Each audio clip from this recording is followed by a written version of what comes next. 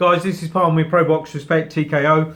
I'm with Ian Jumbo Johnson, revered boxing trainer and cutman. Ian, how you doing, mate? Very well, thank you. Good, good. You look remarkably fresh, considering you was at Liverpool last night, weren't you? Liverpool last night, yeah. What time did you get back? About 5:30. Oh, okay. And you said you went straight to the gym as well, didn't you? Yeah, I this went morning? to the gym this morning. Yeah, I had a few lads in this morning. Yeah. But yeah, it's just another day. Did you? I know you're obviously there to do a job. Did you get to watch any of the fights while you were there? A few of them backstage, but didn't really catch all of them, so I couldn't really comment too much on. You know, I didn't see them all. You know, so I can't really judge what was what. Didn't get enough time to sit and watch a whole fight. So. Yeah, yeah. I saw a brief interview. Eddie's obviously, I think Coogan said acquisition, but obviously a new fighter to the stable. Jamie Cox as well. Jamie Cox, good fighter. Very good fighter. 21-0, very exciting. It's more than a, you know, he comes with a lot of power, but he's a good boxer too. Yeah, he's a good boxer, and also Eddie's no fool. No. Eddie no fool. He knows what he's looking for. He knows what he's got on his hands with Jamie. Yeah. And you've got to take his hat off to him. Yeah, absolutely. You've got to take your hat off to him. They mentioned on camera, I mean, you may or may not have seen that, but you're talking about a potential fight with Eubank Jr.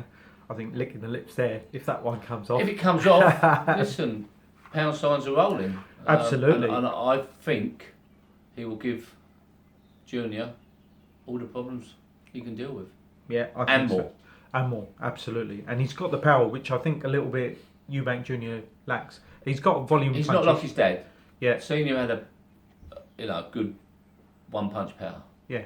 Junior can put combinations together and punches in bunches. Speed, isn't But as a one-punch knockout artist, no, I don't think so. No. And that's not taking nothing away from Junior. No. You know, but I just believe he hasn't got what his dad had. Yeah, absolutely.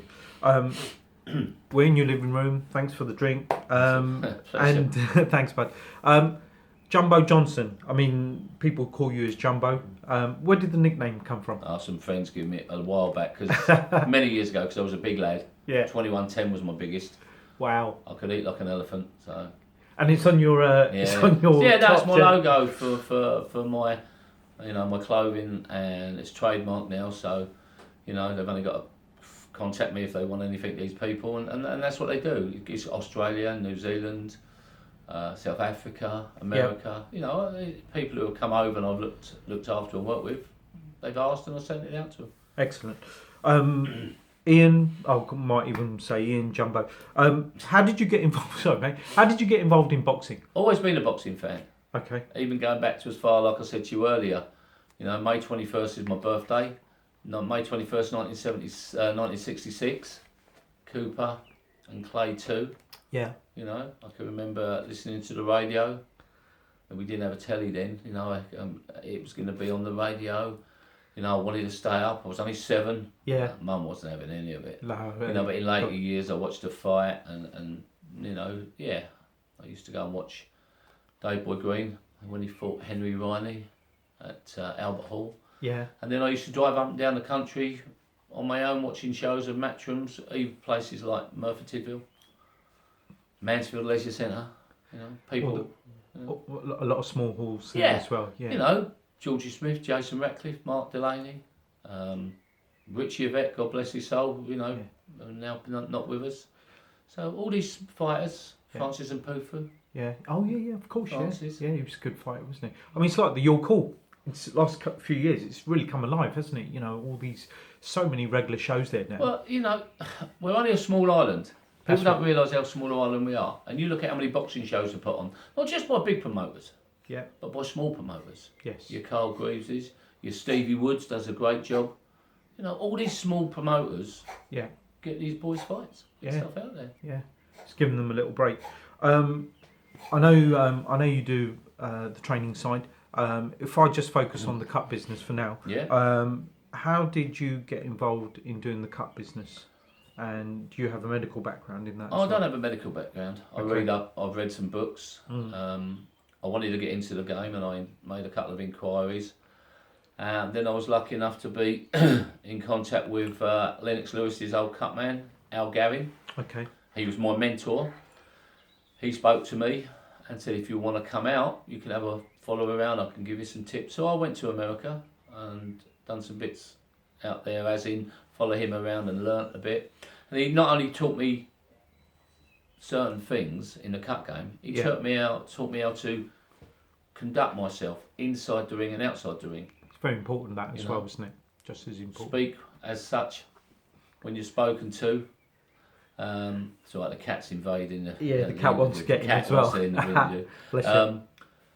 He taught me how to, conduct myself inside and outside of the ring. Speak when you're spoken to. You're there to do a job, and that's basically what I've done. And then, obviously, working with Barry first off, and then Eddie. Yeah. They started giving me some work with some foreign imports, and then I was lucky enough to be working with some Polish people that came over, Albert Sosnowski, Jegos Proksa, and obviously they went on to be bigger fighters. Albert fought Klitschko in 2010 at Schalke, and I was a part of that team. Excellent. Some big. It's probably fair to say you've probably travelled the world as well. We've got a huge fight coming up this weekend, 90,000 people, Wembley Stadium, Klitschko versus Joshua. What's the biggest fight you've been involved in to date? Biggest one would be Klitschko and Sosnowski in Schalke. That was the biggest one I've been involved in. To work, obviously I was involved with Foch Groves, 80,000 people at Wembley. 80,000, as Carl keeps telling us. But no, that was my biggest. Excellent. You're with Matchroom. Are you sort of with them day in day out? Are you a resident? Self-employed. You're self-employed. Self-employed. Okay, so you freelance. You move around as well. They contact me if they need me. Yeah. And that's how it goes. I have to put in an invoice. And that's how it goes. Okay, so you do spend a lot of time down at Like to Box, don't you? Yeah. Down in Red Hill. I manage Red Hill Like to Box. Mm-hmm. The owner is a female lady, probably one of the only female owners of a gym I can think of in the country. And that's where we are on the Holmthorpe Industrial Estate. We do fit classes, keep fit classes. We got an amateur club down there as well. It's only 2 years old, so it's still building. Yeah. Got some nice kids down there. A lot of them are novices, but they're building. They're getting there. The coaches are doing a good job. So I'm going to come back to some of them because there's a few big names down there as well. But I'll come back to that. A little birdie also told me you've had a nice little run yourself on the Queensbury shows, which is Ross Minter, Alan Foley, and you've had 6 wins in your last 6 bouts, haven't you? Yeah, I mean, they come down there and train and get fit, and we do the pads and that, and then on show days, we've got people who work with them. So I am on a bit of a roll, so I've got a national down at the gym. The gym have got a national middleweight champion in Ben Davies.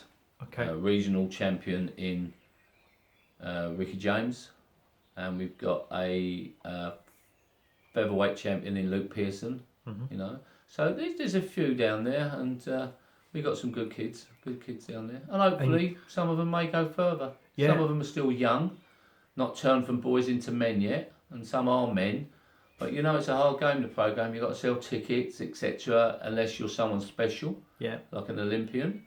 So it's hard work. So they're doing what they're doing because they can't really afford to go pro. Exactly, and we sometimes see before a lot of fights we do see some needle, but it's all part of the selling, isn't it? And it's hard work, as you say. Selling for especially pro tickets to big events as well. It's not easy work. It's not easy. No, and exactly. So full respect to all these guys involved. When it comes to yourself in terms of training. Let's focus on the training aspect. Do you have a specific way of training? So you get for example, some trainers, they like a high guard and they train all their boxers that way. Or do you cater it more to the boxer? You've got to go with the flow, go with the boxer. It's no good trying to make someone a stand-up, old pugilistic, because that isn't going to work, You've got to adjust. Some of them may come to you later in life, have low hands. You're not going to change these people. No. But if they're quite young, then you can try to get them to a way that you'd like. It's not you can't try and change people too much. Tinker with things. Yes. And put things a little bit better. But, you know, some of these guys have been around a long time that you may pick up. Some aren't. Some are novices. You know, the more novice they are, the more chance they've got of not having bad habits. Yeah, true. You also mentioned off camera about the white collar shows as well. Yeah. So you do a lot of work with those guys as well? Yeah, in the gym. They come and train at the gym. They pay their subs. Yeah. You know, it's not like the pro game that you have to pay your trainer 10%. Okay. You know, this is just they come come and pay their subs at the gym, and then use the they sell the tickets for their fights. Yeah. They get so much per ticket, and the lads work with them on the night. Good. Coming back to Like to Box Gym, I said I would mention. So one of the main trainers I know, they're professional trainers, is Adam Booth. Yeah. Obviously, he's got an amazing growing team of excellent boxers. So do you get to work with these guys on a day-to-day basis? Yeah, I mean, I was very lucky. Adam was on the same show with Ryan Burnett as Dave Caldwell was with one of the McDonald brothers. Okay. And he couldn't be in the corner with Adam, and he said to Adam, well, look, Jumbo's available. I've used him. You know, I believe in him and trust him. Yeah. So he used me. And then he come and spoke to the owner, and they rent hire hours there. Yeah. And then he started using me, you know, more often. He's got a team of people around him now to help, with Roger Lee, Andy Lee's brother. Yeah. Charlie Beat, Big Richard Towers and Terry.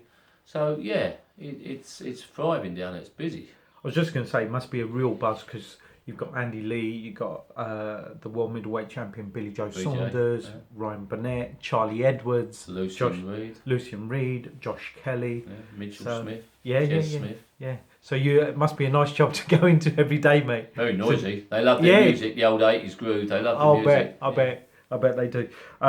Last weekend, you was in Glasgow. Yeah. Huge bill down at Matchroom. You was in the corner for Josh Kelly and Charlie Edwards. And Lawrence O'Connor. Okay.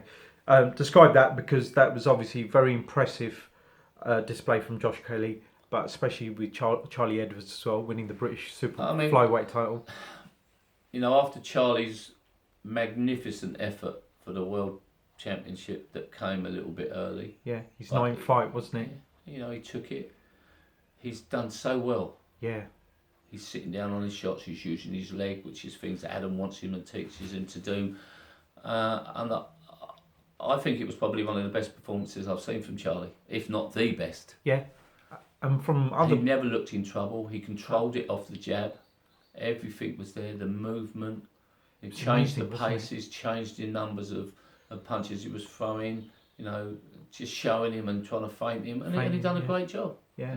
Brilliant performance. I did say to Charlie, because I interviewed him last weekend, and I said it was an amazing performance. I don't know what, you know, whether it was that range, off front foot, back foot. The movement was unbelievable, and to do that in front of Ian Butcher's hometown or home city, hostile, everything, as I said to Charlie, they're not our biggest fans, are they, the Scottish? No. So to actually go there and to pull that off. But I think they appreciated what he'd done, his performance. Yeah. His performance. Yeah. He's a young man who wants to learn and listens. Yeah. And he thrives off everything Adam tells him. Yeah. And you can see that. You can see he's reaping the benefits of that now as well. And he's a great kid as well. But they all do. Yeah. They all got total respect for Adam. Yeah. You know, Lucian Reed has improved. Jess Smith has improved. No, Josh is such a slick boxer. Very talented man. Yeah. And obviously Andy Lee's been with him and learnt lots of him. You know, Mitchell's there. So, listen, Adam must be doing something right. Jez, the Harrow lad, is he from Harrow? Jez Smith? Jez Smith, it's Mitchell's brother. Okay. Yeah. Talking about the weekend in Glasgow, several people have actually mentioned to me off camera what it was so relaxed, that environment there. You know, yourself, Charlie, Tony Roberts, Mickey. How did it feel being part of that? Because apparently you guys were just sort of chilled out, cracking jokes. Was it like that? It was. Yeah. It was. Josh was so relaxed. You know, Adam asked him a question. You feel nervous? No. You think, wow. You know, it was.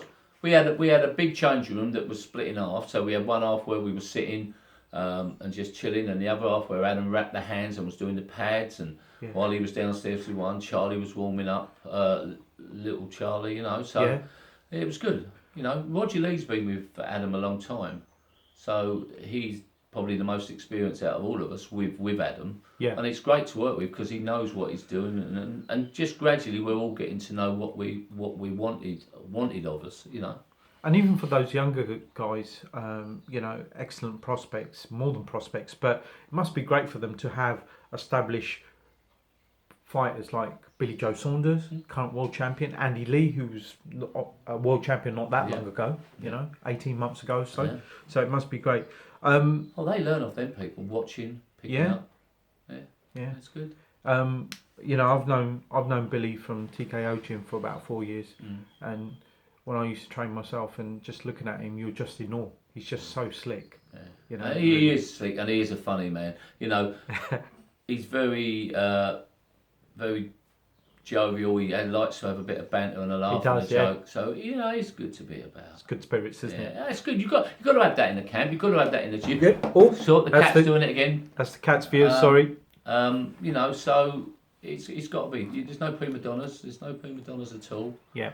So excuse me, just get rid of the moggy. So don't want the viewers to think I've had a swift half or something. Yeah, and it's me. The camera Exactly. Just a cat Bumble doing it. Jumbo, just finally to wrap up, what's next for you, and maybe for some of the guys at the gym? Well, for me, this weekend I'm working with Katie Taylor.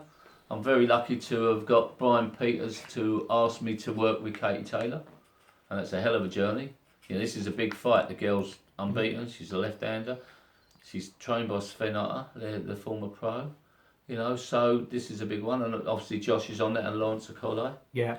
So that's where we go next, Wembley, next Saturday. 90,000 people. And the rest of the guys in the gym are just training for whatever comes up. You know, that they don't, if they do know, they don't say, they keep it to themselves, and that's Adam's job, and we respect that.